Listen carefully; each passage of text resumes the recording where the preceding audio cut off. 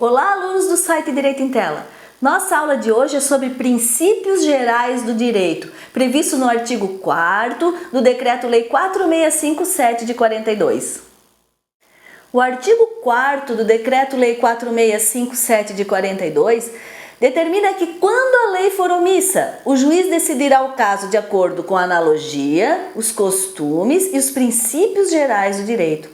Importante observar essa ordem. O juiz primeiro vai tentar resolver essa lacuna existente na lei com a analogia. Se não der certo, ele vai tentar os costumes. Se não der certo, ele vai partir para os princípios gerais do direito. Mas o que são princípios gerais do direito? Princípios gerais do direito são ideias fundamentais que formam a base do direito, geralmente relacionadas a um ramo do direito. Não estamos falando aqui dos princípios, dos grandes princípios constitucionais como a vida, a liberdade, dignidade, mas sim princípios setoriais de um direito.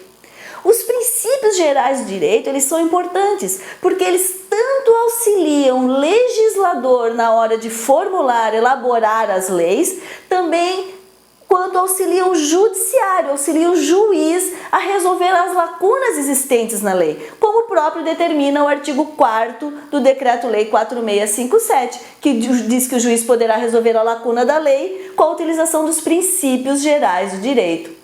Eu vou dar alguns exemplos para vocês de princípios gerais do direito.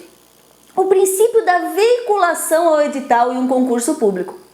Isso não está previsto em lei, mas o concurso público fica vinculado ao seu edital.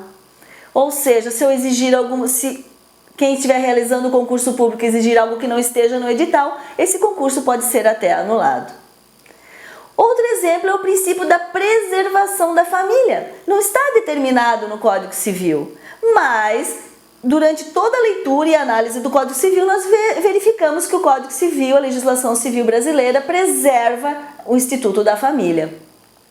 Outro exemplo é que ninguém pode se enriquecer às custas de outrem. Isso também está a todo momento, verifica-se na função social do contrato, o juiz ao analisar e também determinar se esse contrato deve ou não ser revisado. Outro princípio que nós podemos citar aqui é da onerosidade excessiva dos contratos. O contrato não pode ser muito benéfico para um e muito prejudicial para outro. E também o princípio da autonomia da vontade. Não está determinado, mas nós sabemos que a pessoa, se quiser realizar um negócio jurídico, ela tem autonomia dentro da lei para decidir o que é melhor para ela, onde ela vai comprar as suas roupas, onde ela vai abastecer sua casa. Isso é o princípio da autonomia da vontade.